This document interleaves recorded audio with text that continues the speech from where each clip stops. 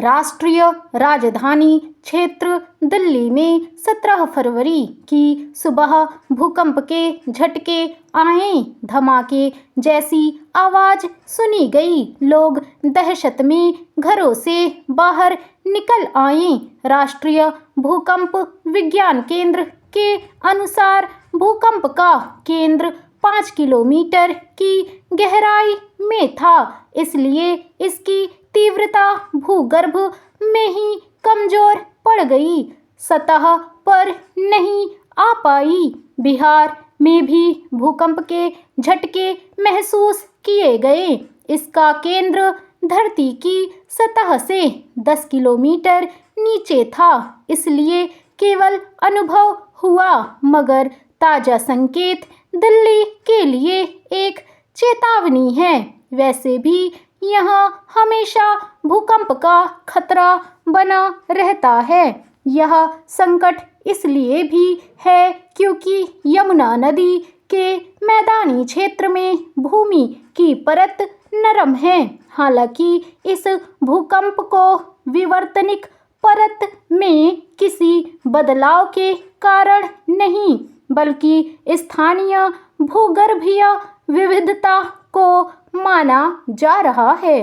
गौरतलब है कि भारतीय सीमा के निकट तिब्बत में ब्रह्मपुत्र नदी पर दुनिया का सबसे बड़ा बांध बनाने की चीन की योजना ने भारत और बांग्लादेश को चिंता में डाल दिया है। दरअसल टेक्टोनिक प्लेटों में टकराव के कारण चीन के दक्षिण पश्चिमी हिस्से, नेपाल और उत्तर भारत में अक्सर भूकंप आते रहते हैं। इसकी चेतावनी संबंधी प्रणालियां अनेक देशों में संचालित हैं, लेकिन वह भूगर्भ में हो रही हलचलों की सटीक जानकारी समय पूर्व देने में ये लगभग असमर्थ हैं, क्योंकि प्राकृतिक आपदाओं की जानकारी देने वाले अमेरिका, जापान, चीन,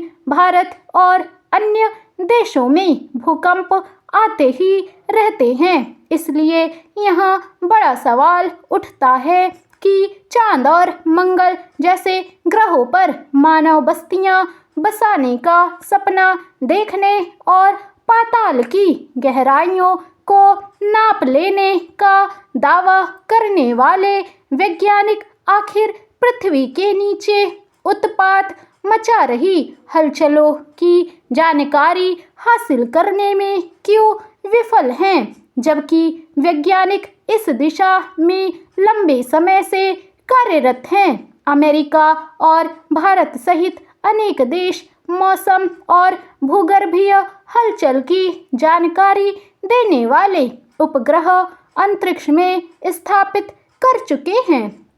दुनिया के नामचीन विशेषज्ञों और पर्यावरणविदों की माने तो सभी भूकंप प्राकृतिक नहीं होते, बल्कि उन्हें विकराल बनाने में मानवीय हस्तक्षेप का योगदान है।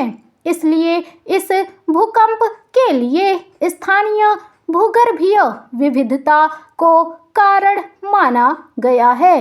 दरअसल प्राकृतिक संसाधनों के अकूत दोहन से छोटे स्तर के भूकंप की पृष्ठभूमि तैयार हो रही है। भविष्य में इन भूकंपों की व्यापकता और विकरालता बढ़ जाती है। यही कारण है कि भूकंपों की आवृत्ति बढ़ रही है।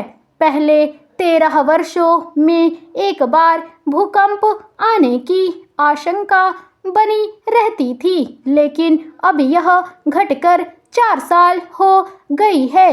यही नहीं, अब तक आए भूकंपों का वैज्ञानिक आकलन करने से यह भी पता चला है कि भूकंपीय विस्फोट से निकलने वाली ऊर्जा की मात्रा भी पहले की तुलना में ज़्यादा शक्तिशाली हुई है। 25 अप्रैल 2015 को नेपाल में जो भूकंप आया था,